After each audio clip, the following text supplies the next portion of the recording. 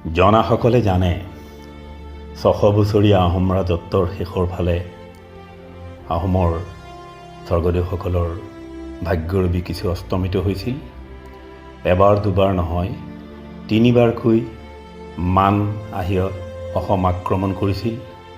ঠুকুচি অসমক নিঃশেষ কৰি পেলাব বিচাৰিছিল। তেনে এক সময়ৰে কথা, মানৰ বিৰুদ্ধে যুঁজাৰ ক্ষেত্ৰত ৰাঙলী বুঢ়ী এক অখ্যাত চৰিত্ৰ। ৰাঙলী বুঢ়ীৰ একো নাছিল।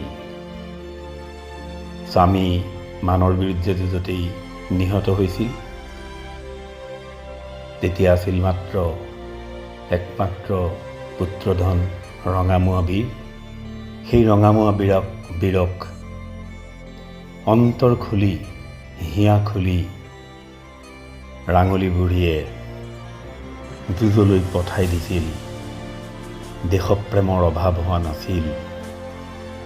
যি দেশপ্ৰেম প্ৰতিজন অসমীয়াৰ ৰন্ধ্ৰে ৰন্ধ্ৰে বৈ আছে, সেই দেশপ্ৰেমক লৈ লিখা কবিতা ৰাঙলী বুঢ়ীৰ দান। ধনী কবি বিনন্দ চন্দ্ৰ বৰুৱাই লিখিছে। কবিতাটো আবৃত্তি কৰিছে ৰাতুল ভূঞাই। অ ৰঙামুৱা চোতাল পালে সিমান, জামুগুৰি চাপৰিত গিৰ্জনী মাৰিছে, চিঞৰত ফালিছে কাণ। মানৰ ৰণ চালি কিনো তালি ভুলি, কিনো নিঠৰুৱা প্ৰাণ, স্বৰ্গদেউ ঈশ্বৰৰ সোণৰ দেশ ভাঙিছে, গছকত ভাঙিছে ধান।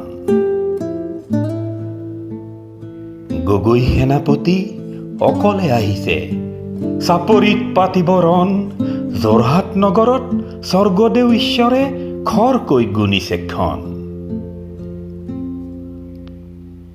অসমীয়া সেনা অতি তাকৰীয়া, তথাপি জীৱন পণ, ৰাখিব লাগিব সোণৰ অসম দেশৰ জীৱন ধন।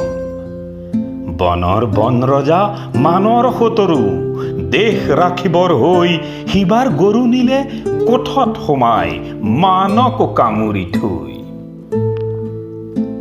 অ ৰঙামুৱা দুখুনী বাৰীৰ এটি আঁচলৰ ধন, তথাপি লাগিব যুঁজলৈ যাব থৌ কিবা থৌ মন।